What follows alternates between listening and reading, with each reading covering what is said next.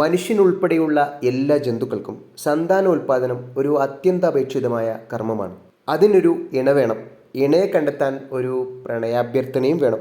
മനുഷ്യർക്ക് വിവാഹം എന്നൊരു കർമ്മം വെച്ചതുകൊണ്ട് മറ്റുള്ളവർ നമുക്ക് ഇത് നടത്തിത്തരും. പക്ഷേ ജന്തുലോകത്തിൽ ഇങ്ങനെയല്ലല്ലോ. ജന്തുലോകത്തിലെ ആണുങ്ങൾക്ക് വലിയ കഷ്ടപ്പാടാണ്. അതിവൈപുല്യമേറിയ പ്രണയാഭ്യർത്ഥനകളാണ് പെൺ ഇണയെ ആകർഷിക്കാൻ ആണുങ്ങൾ ചെയ്യേണ്ടി വരുന്നത്. ജന്തുലോകത്തെ ഏറ്റവും മനോഹരമായ പ്രണയാഭ്യർത്ഥനകളിൽ ഒന്നാണ് മയിലിൻ്റേത്. ജൂൺ മുതൽ ഡിസംബർ വരെയാണ് മയിലിൻ്റെ ഈ ഡിസ്പ്ലേ പ്രദർശനം. 4 അടി വരെയുള്ള മയിൽപീലികളാണ് ആണുങ്ങളുടെ പ്രധാന സവിശേഷത.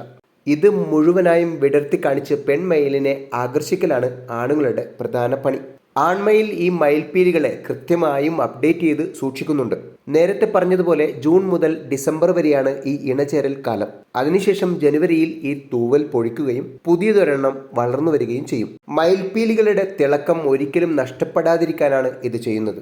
മയിലുകൾ തന്റെ പീലി വിടർത്തുമ്പോൾ സെക്കൻഡിൽ 25 തവണ ഇത് ഷെയ്ക്ക് ചെയ്യുന്നുണ്ട്. ഇങ്ങനെ ചെയ്യുന്നതിന് ട്രെയിൻ ഷിവറിംഗ് എന്നാണ് പറയുക. മയിൽപീലികളെ ട്രെയിൻ എന്നാണ് പറയുക.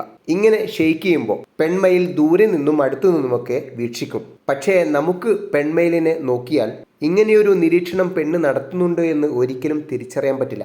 നമ്മുടെ ഭാഷയിൽ പറഞ്ഞാൽ ഒളി കണ്ടിട്ടുള്ള ആ നോട്ടം. അങ്ങനെ അവസാനം തന്റെ പുരുഷൻ സുന്ദരനാണ് എന്ന് പെൺമയിൽ കണ്ടെത്തുകയും അവനുമായി ഇണചേരാൻ തീരുമാനിക്കുകയും ചെയ്യും. ഇങ്ങനെ തീരുമാനിച്ച ശേഷം ഈ ആണിനെ തേടി വരുന്ന മറ്റു പെൺമയിലുകളെ കൊത്തി ഓടിക്കുന്നത് ഈ പെണ്ണിന്റെ ഡ്യൂട്ടിയാണ്. അതായത് കടുകടുത്ത പൊസസീവ്നെസ്.